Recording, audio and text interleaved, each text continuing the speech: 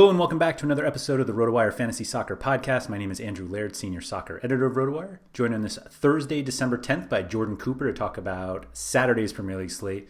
Jordan, are you more excited for Friday's Leeds-West Ham showdown or a three-game staggered start Premier League Classic slate on Saturday? You know what I would have been excited for? Oh. I would have been excited for to play Champions League this past Tuesday so I could get a complete free roll on apparently racism. Apparently you could free roll on racism. What happened there? Well, that's all I didn't play that slate, and all I see is the game is suspended. They're walking off the field, and then people are asking, it's like, well, are people getting refunds on DraftKings and stuff? And then eventually it's like, nope, we're just we're gonna make you whole no matter what. And of course, probably if I played that slate, I would have played a ton of Neymar and Mbappe, and then they refunded, they did whatever they did, and then the next day it happened, and you would have wished they just left it for the next day because those guys, they crush. Well, so the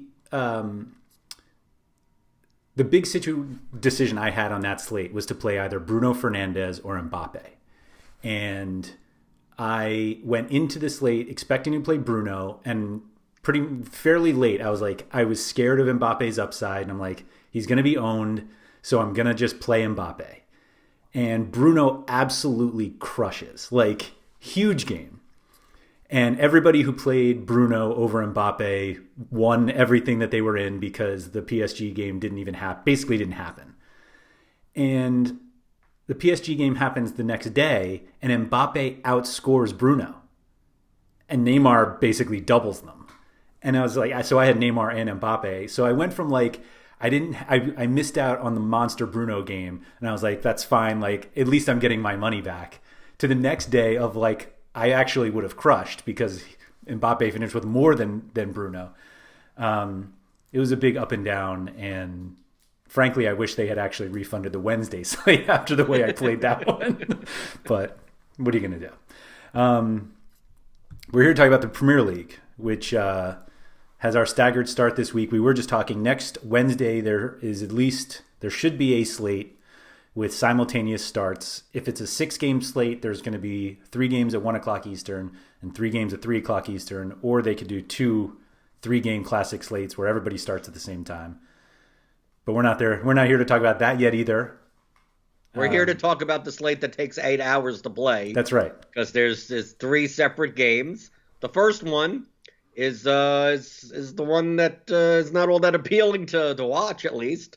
It's Newcastle at home, West Brom coming in. Newcastle's a plus 131 current favorite. That total is probably should be 1. -3, yeah. 2 and 2.25. And then the second game at 12:30 Eastern is the Manchester Derby. That's Man City. Technically, I guess they're away to Manchester United. So they're playing at Old Trafford, but it's not much travel. They're a minus 129 favorite. That totals 2 3/4 or so. And then Chelsea is away favorite, minus 122 to Everton. And that's the highest total. That's at the little around 3.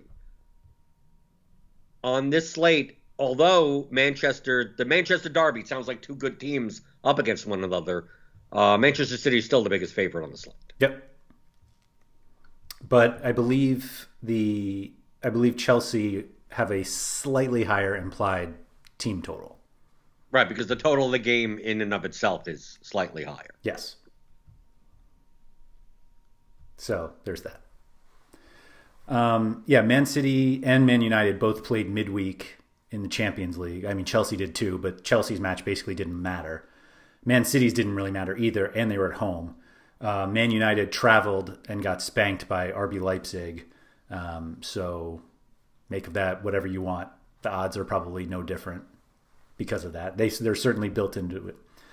I found the Chelsea guys to be underpriced on this slate.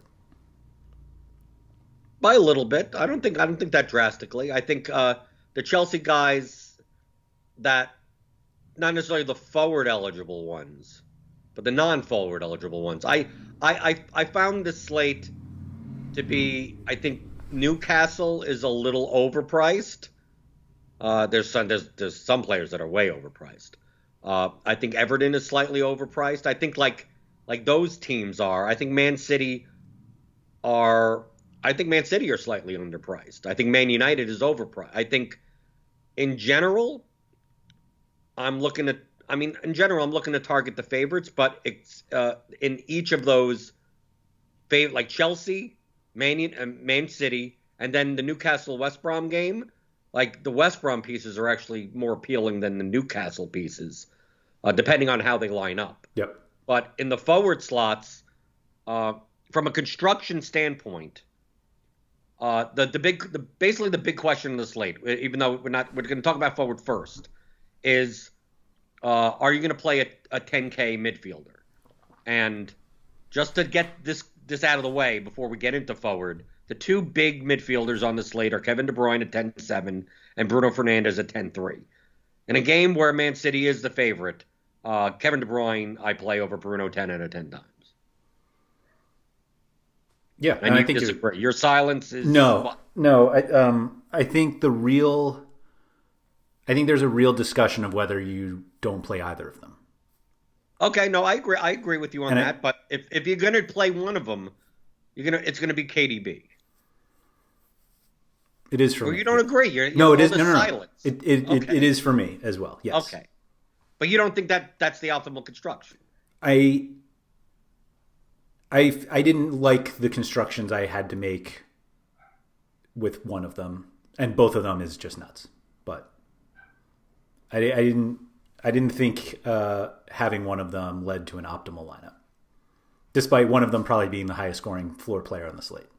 Okay, I'm going to disagree with you. I think the optimal lineup has KDB in it. Okay, but it really depends on your construction. I think there are constructions that don't have either. Yes, I 100% agree with you that you can make that lineup, but I'm based on what I've looked through, and obviously we're recording this like an hour after the prices come out. Right. So that's as much time that I could go in for a cash construction. The problem at forward is that the highest floor player at forward plays for an underdog. Biggest one. Right, the biggest one. Right, I mean, well, not the biggest one. Yeah. Man United is technically the biggest underdog, but Everton is close. No, Everton's win odds are lower than Man United's. Okay, then they're the biggest. It's close enough. Whatever. Close enough, yes. It's James at 9,400. Yeah. He's the Monopoly set piece taker for Everton. They're going to be at home. Arguably, even I mean, with forward on the slate, he does have the highest floor even in an underdog role. I think so. But he's also 9,400. His ceiling will be limited in this matchup. So when you're paying 9,400, you're paying for like the safety of the floor. Mm-hmm. Like you're like, okay, can I get 10 to 12 points out of him? Can I like think in my head, can I feel comfortable with 10? You're only paying 9,400, but you're likely not going to get 28. Right.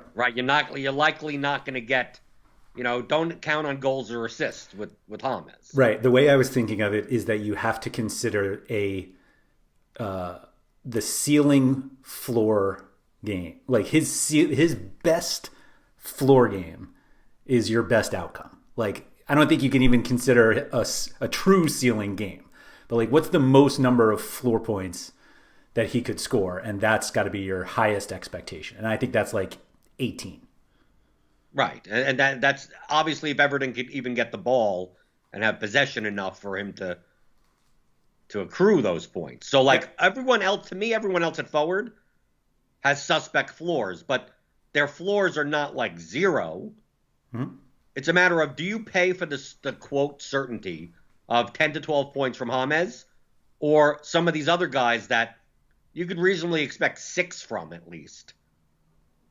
5, 6, somewhere around there. But they have obviously they have higher goal equity and assist equity that, they could show up with 15, with 20, with, something like that. But there are a lot of those types of players to choose from. Yeah, I think it's worth also pointing out that, there are plenty of goals are expected to be scored on the slate. It's not supposed to be like high scoring, but obviously there will be goals. But nobody has better than 50% goal odds. Right. So on these types of slates, when there aren't high goal scoring players, or it's the equity is spread out, I'm more likely, like I lean towards where can I find the floor. Mm-hmm. So like my traditional sense is to think in terms of just play James and let everyone else try to pick out the goal scorer. But some of these guys are priced and low enough that when we have like Mahrez at 8,500, we have Werner at 7,800, we got Sterling at 7,200, even Jesus 7,600. I mean, he has no floor. Yep. But even guys like Pulisic, like the Giroud, even you have to throw those guys in. Yep. Right. Like I'm not a big fan of paying $8,800 for Callum Wilson on the Newcastle game. There's no way he's a consideration.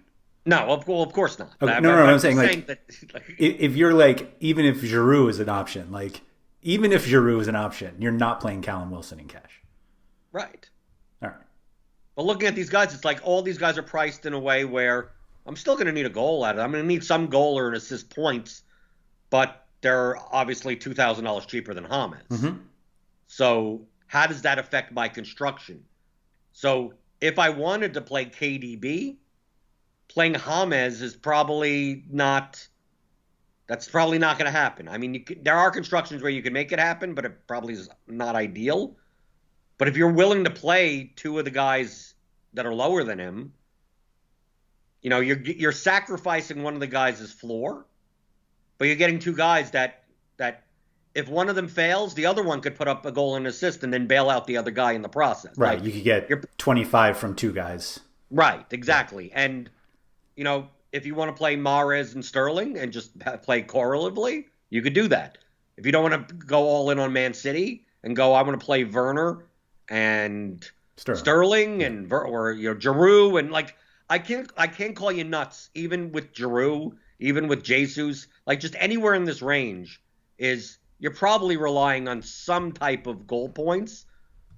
Or just a goal creating play, assist or something like that. But obviously the wider players on DraftKings have a little bit more like peripheral possibilities. Yep. So guys like Sterling and Mahrez and even Werner, the way that Chelsea plays, like I don't mind them that well. But if you're not in this range, I don't think it's out of the question to play James and then go down. And I think there are options. In the dinky do range. I agree. I think he's not expected to start, but if Aguero starts, I think everybody has him. Right, 5,900, sure, yeah. But I mean, I'm expecting Jesus to start. Yep. I just wanted to Jesus has been pretty awful, and Aguero's back from injury and has played off the bench, so like I wouldn't rule it out. And the benefit of that is. That game is before, like that allows you to make the James decision early. Like you don't, right. Because that game is first or second, but before the Everton game. The Man United guys seem pretty cheap, specifically Martial and Greenwood, whoever starts. Right, but the problem is that like they're as big of an underdog as Everton is. I mean, like but you're paying 5,300. Well, it depends if he's in. No, I know. But I'm saying I think right. Greenwood has been very active enough recently, and at 5,500, I think he's a viable dinky. Okay, if he's a viable dinky, then how about Robinson or Grant? I guess.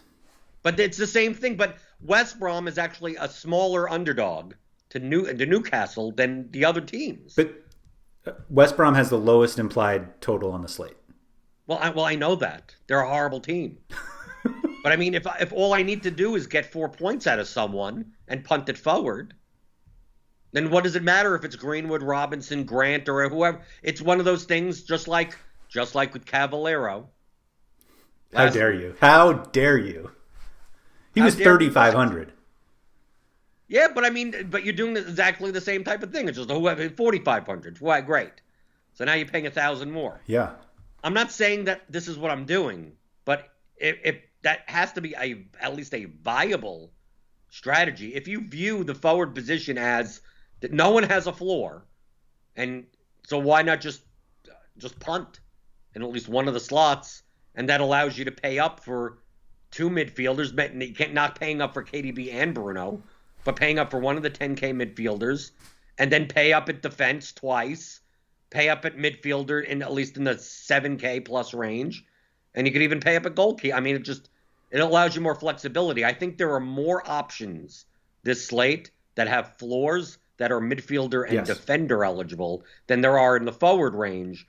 So if I'm going to spend money, like I'd rather spend it on midfield and defender. We'll get to a midfielder that could be in that I'd rather play over any of these cheap forwards. But that's the construction. Like you're shaking your head. You know what I'm talking about. Yeah. But if let's say that guy isn't in, now you're starting to think in terms of can you flip the construction so you're not playing a cheap midfielder. So you'll know that in the first game. We'll get to it. Yes. In the midfield. So you reference Robinson and Grant. Do you have zero thought on Miguel Almiron? No, he's fine. Like what? Yeah, right. Like he's fine. He's in that range, right? You just plug him in and hopefully he gets 4 points. Right. I'm just saying that if you can get, like I look at Martial and Greenwood, either one, light years better than Robinson or Grant or Almiron. Because they're better players. They're better talented. And they're in a game with a higher total and they're more likely to score. Maybe, actually. Who knows what the odds are. Grant has actually decent goal scoring odds in comparison to his price. Robinson, is the same as or just behind Martial. I mean, the odds aren't great anyway. Right, but Grant is plus 255. Martial is plus 300. Right. Yeah, he's behind them. All right, that's fair. Right, so hey, I'm using the RotoWire cheat sheet, so that's what it's telling me. Yep. All right. But still, you're relying on that. I mean, if he doesn't score a goal or an assist, he's going to sit there with 3 points. Right. I guess the way I'm looking at it is that I think Greenwood and Martial or median outcome is 6, and Robinson and Grant's are 3. And if that's the case, why am I taking the 3? True. I get it. In the first game, no less. Right, and then you have no optionality. If you get your 3 points there, you're sitting there going, I can't even swap to anyone because I've used up a slot. Right. But in midfield, if we covered the KDB and Bruno conversation. To me, the biggest thing this slate is the fact that Pereira is suspended. Mm-hmm. So you're not going to play Pereira. So let's talk team-wise. Instead of range-wise at midfield, we got 6 teams. Pereira's out. Yeah. Which means that set pieces on West Brom are going to go to Conor Gallagher, who's 5,500. And if starting, taking a share, probably playing as a wingback, will be Matt Phillips. And Matt Phillips is 3,400. Yep. Midfield eligible. Yep. So to me, that's the value play of the slate. Yep, absolutely. In the first game, if he's in, yes, he'll be playing as a wingback, but I mean, Matt Phillips is not known for his defensive. Right, yeah, it doesn't matter. He's playing in the same role as like what we used to see Matt Ritchie play. You know, the left wingback role that literally never tracks back anyway. You might as well consider him a winger. Yep. He probably won't be over all set pieces, and he probably, even if he starts, he probably doesn't play 90 even. He may play 75 or something. I mean, he could play 90, obviously, but... Yep. Because I'd play Pereira at 70. I mean, Pereira at 7,900, he has a nice floor, but now, like, that's the balance build if he happened to be in, but obviously he's suspended, so he can't play. Yes. But the guy in the range that I would want to play would be Mason Mount at 7,100. Because apparently he has a monopoly now. Now we don't have to worry about Reece James or Ben Chilwell or Ziyech is not even going to be in. Yep. So we don't have to even worry about that. They're a big favorite in comparison for the slate. Why not play Mason Mount at 7,100? I think he's underpriced, actually. Right, he probably should be 8,000. Yeah. Like, I don't think he shouldn't be behind Pereira. No. But it's basically because of Pereira's last game when he went nuts. Right. They probably priced him up. But you're going to find the $800 you need to get from Shelby to Mount, right? Oh, yeah. Because Shelby is obviously in play for Newcastle, but I think Shelby is like efficiently priced, if not a little overpriced. I think you're playing Shelby though. You're absolutely playing Shelby if you're not playing Bruno and KDB, because those are your three midfielders right there. Right. But that's the point. If you're going to play those types of three midfielders, then what are you playing at the forward spots? James and another higher price. Oh, because you're playing James. Okay, now I get. Now yeah. That's the balanced construction. Yes. Yep. To me, you could play the lot more lopsided construction if Matt Phillips is in. Yes. Right. If Matt Phillips is, now you're filling one of your midfield slots with Phillips, the other two with Mount and KDB, and then you could go whichever way you want. Then you have to punt it. I think you probably have to punt at one defender spot, or you don't have to. I know that there's another construction. We both know what we're talking about. Yes. We have to draw it out. We have to draw this thing out. Right. Okay. So we talked about Conor Gallagher. He's an option, but as a defensive midfielder, his open play value is going to be limited. Don't get deterred by the 2 goals he scored the past 2 games. That's not like a normal thing. Yeah, I also, Gallagher's been starting, and so I assume he continues to start. But if for some reason he doesn't, and Phillips isn't in, I think Krovinovic is next. But it's 60. Like, I actually think you play Shelby over Krovinovic. Right, yeah, you play the favored side of the game, and you don't play the dog side of the game. Right. You don't play your boy Ferran Torres again? Or was he not part of the conversation last week? Who was it? Sterling? It was Ferran Torres. No, well, he didn't start. No, it was Sterling and Rodrigo against Caballero and Mount. And you won out by like a half point, yeah. That's all it takes in soccer. We both won. It didn't matter. Yeah, we got enough points out of that game. You would have been happy with either combo. Right. Right. After all that conversation, it didn't even matter. Right. Now, if Shelby's not in, then like Sean Longstaff is good at 4,900. I mean, they'll probably both be playing. But that would be the set piece situation with Newcastle. Yeah, I don't think Longstaff ever takes when Shelby is on. Right. Well, that's the point. That's why, like, if Shelby is out. Yeah. And I mean, they're playing again next week. I doubt it happens. But theoretically, there is within the realm of possibilities that Shelby does not start and Richie does. Not 1-for-1, but like that the set pieces go to Richie. And I don't think you pay 7,700 for Richie. No, well, you'd never pay you'd never pay 600 more for Richie than you could pay for Mason Mount. Right, exactly. On the Chelsea side. Right. So no, yeah, you're absolutely right. And the same thing for ASM. If the St. Maximin, I know he's questionable. He's probably not going to start. But 6,600, it's like I don't want to spend money in the Newcastle West Brom game. Exactly. Like, I don't mind taking pieces. I don't mind if cheap piece here, punt defender, if you want to do something like that. But like to pay for Callum Wilson or, like to pay for Matt Ritchie in a game that has limited ceiling. Yep. It's like why? Mm-hmm. The Man United guys, like, I don't know. I mean, yeah, I guess you could play like Pogba, Mata, Van de Beek. I mean, is there a purpose? No, you're not going to play them. Right.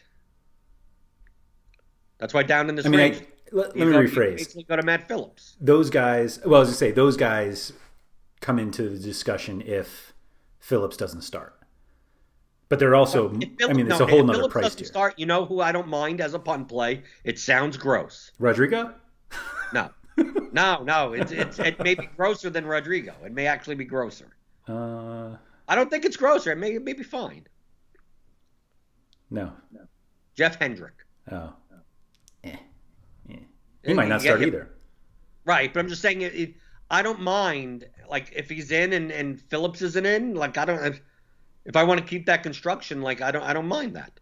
Or I could just wait and plug in like Conte or Kovacic, or just wait for whoever's going to be in the late game. Take a Tom Davis if I need. I mean, It's one of those things where I'll leave it open, and if I find a $3,000 to $3,500 defender / midfielder, like, I'll just take whoever ends up being. Yeah, I was going to say, like, the thought with Hendrick is like at least you're filling that spot. You're not being left with it. But like with the Chelsea guys actually cheaper, you may as well just leave it actually. Right. Any of What's the upside with Hendrick? Nothing. Right. You could play Fred. Right. You can play a lot of. You can play any of these guys. Yeah.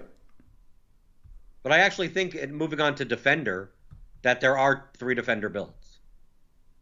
Oh, yeah. Yeah, I agree.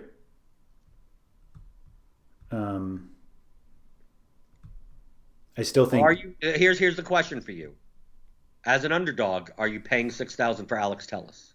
The thought I have on Telles, which sounds dumb because they really don't score remotely close to each other. But like every slate, I'm like, can I just play Telles instead of Bruno?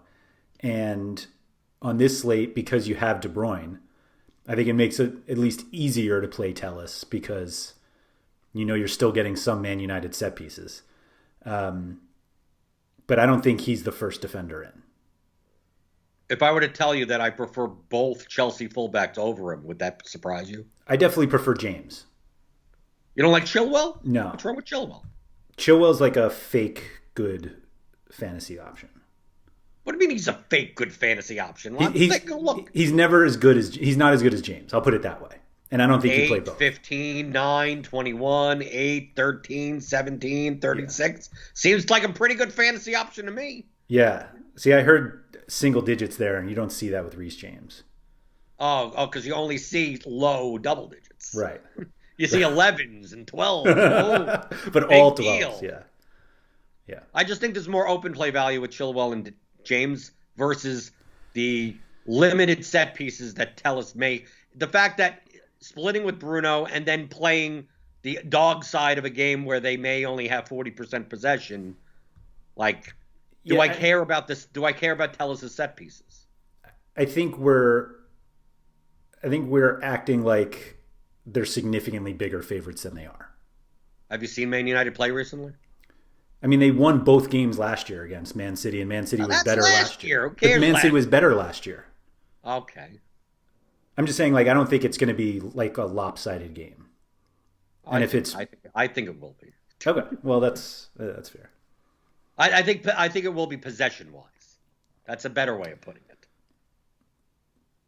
I don't dislike Telles. If you play Telles, you play Telles. But I'm just saying that I think I prefer the 2 Chelsea fullbacks. That's fair. Over Telles. But if you say, no, I'm going to play Telles over Chilwell, like, I can't argue with that. He's 200. That's still fine. Yeah. Like, we're arguing very small things. Right. Like, it's not like it's changing a construction. Right. Like, don't play Jamal Lewis at 4,700. Like, that's not a priority, right? Right. Like, we're not doing that. Right. The Man City fullbacks aren't worth paying for on this slate. No. Even Mendy at 4,600 or if Zinchenko's in or Walker or Cancelo, like, then I don't mind. Like, I'm not paying 5,700 for Furlong on this slate. No. Like Furlong over James is crazy. Like, right. Well, that's of course. Like, I thought Chelsea was just underpriced everywhere. Well, there's one cheap one cheap fullback that I'd play. Is it all the way down to Manquillo? That's who I'm talking about. Yeah, the great thing about Manquillo is that you know what you're getting. You know you're getting your 4.5 and it's between 1.5 and right in the beginning. 4. Well, the fact that he is a fullback, he doesn't do that much, but at least he's a natural fullback. Newcastle are favored at home against West Brom. I mean, like, yep, you can't get a better matchup at least for him, and he's not a center back. Like that's the selling point. He's not a center back. He's priced as a center back. And he's not one. So he has clean sheet equity. They should have more of the ball. He should be able to get forward more.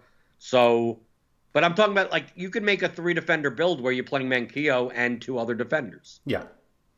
I think there's a build where you play Phillips in your lineup as well as Manquillo, both Chelsea fullbacks, and no Mount. Yeah, well, yeah. Oh, you don't have the spot for Mount anyway. Right, you wouldn't have the spot for Mount, right? Because I think the three defender build is more for either if you're not playing KDB, right? So let's say you're playing Mount and Phillips and paying up twice, James and another 7K forward, and then you obviously have to punt at goalkeeper in that one. Mm-hmm. Or if you're playing KDB, that means you're not playing James, but now you have to find some like 5K range flex player that doesn't exist. Right? So that now you have to prioritize, do you play Mount or do you play Mount at 7,100 and forego any, because now you have to punt twice at defense. Yeah. And you could play one good defender. You're playing 3 defenders still, but you have to find 2 Manquillo level players. Yeah. And then a James or something, and then a Tellez in the flex, so you can play Mason Mount and not Matt Phillips. Yep. I don't think that's the optimal build. I don't think that's the optimal either. But I'm saying that at least these are the range of lineups you should be looking at, like the construction types. When we say that it's not optimal, it's like we're comparing not optimal to each other. Yeah. Now, if you say, oh, well, how about paying down twice at forward and then paying up for Bruno and KDB and then paying up for and I'm going to play Furlong and Kyle Walker. It's like, no, that's not an optimal line. Like that, that's so far off. Like that would not be optimal. I'm wondering if you can. Let me see if you can do it here. Yeah, you can play if you pay down at both forward spots. You can play De Bruyne and Bruno and Tellez and James. I can't see that being optimal. I agree. I don't think their floors are worth that. Seems like you're giving up so much for the sake of gaining like some type of like safety that you could find those points elsewhere. Mm-hmm.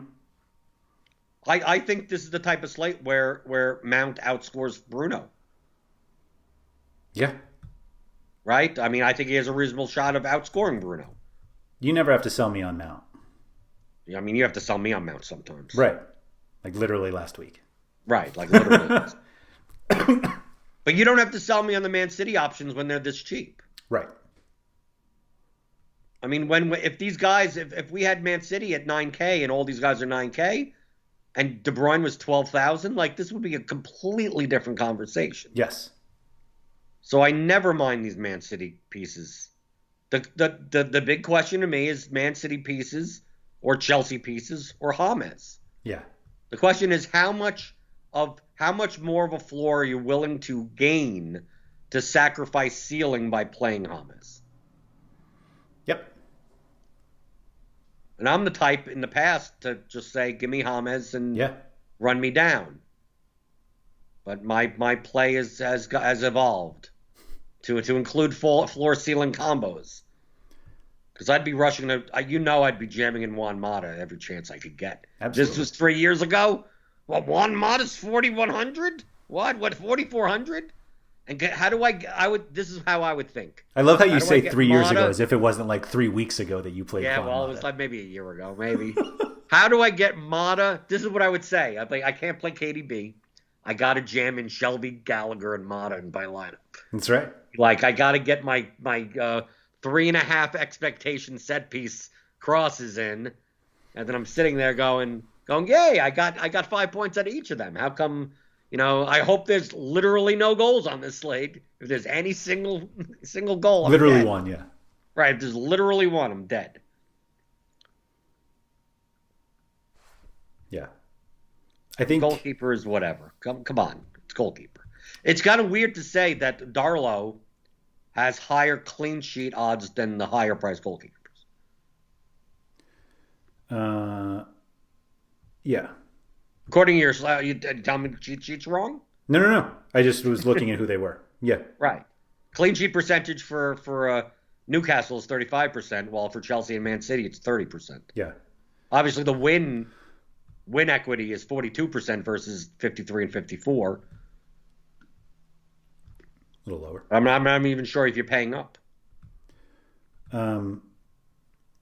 I'm trying to pull something up here because I believe. Oh, he's second now. I was going to say Darlow. Oh, it's actually Johnstone leads the league in saves. Darlow's second. Darlow's like median outcome is probably higher than everybody else's too. Right. Because of the saves. Right. Do you think you're more likely. I think you're actually probably more likely to play one of the goalkeepers in that game in your cash construction. And if not, you're playing Ederson. Whoa. I was going to say the opposite. I think you're playing whoever starts for United. Like, who are you playing Man City wise that you're negatively gold with? I'm playing Mahrez, Sterling, and KDB. Okay. Haven't you learned? You just stack Man City and win. What's the big deal? I got 2 points from Jesus, and I still cashed all my double ups. So who cares? I didn't play him. I didn't play Sterling either, and I cashed fine as well. Who the hell did you play other than Sterling? Mount. Oh, because you played Mount at 7%, nothing ownership and cash. Oh, of course. Why would I play the best cash play on the slate? Right. Why cash games? Monopoly of set pieces. Why would I? Well, you didn't know that for sure. Get out of here. I played Mahrez. That's who I played. Mahrez and KDB. That was it. Okay. All I know is that and Cavallero. $3,400. Matt Phillips can't let me down, right? That can never happen. Realistically, though, minus 1.5, and he's going to screw us all. But even at 2 points, that's fine. Right? It's fine, but you have to get points out of all your other spots in your roster. If it's like 80% Matt Phillips, he could have -10, and you're probably fine. Right, but I don't think he's going to be that owned. Really? As a set piece taker in the first game at 3,400? You're saying set piece taker. He's not going to be a majority set piece taker. Oh, I mean, Conor Gallagher is there. If you said he had 20% of their set pieces at 3,400, you're playing him. I'm playing him. I'm talking about the rest of the people. I think everybody plays him in cash at 3,400. Everybody. In the first game, no less. So you know that you have that locked up. So you don't have to play N'Golo Kante. Right, and I don't want to play N'Golo Kante.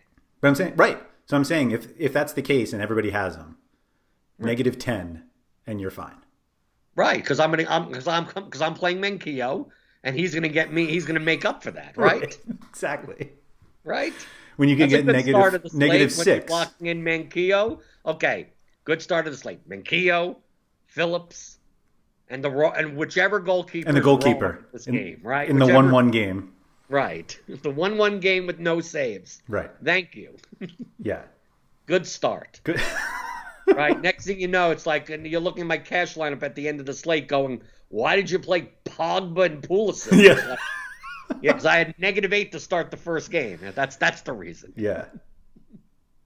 Yeah. Perfect. Or Aguero off the bench. That's how you really have to get desperate. I'm never that desperate. Never that desperate. Play a guy that starts at least. Anybody has any follow for Jordan, you can find him on Twitter at Blenderhead. That's BlenderHD. I am at RotoWire Andrew. I'm available also in the RotoWire Discord, which is open for all subscribers. Just go to rotowire.com/chat. If you are not a subscriber to RotoWire and would like to try us out, you can go to rotowire.com/pod. That's POD for 10 free days to the site. No credit card required. It also includes access to the Discord, so you can see what's going on there. If you are watching this on YouTube and have enjoyed it, if you could just drop a like below. And if you're listening on the regular audio podcast, if you could just rate and review it wherever you listen. So, Jordan, thank you for that, and good luck on Saturday.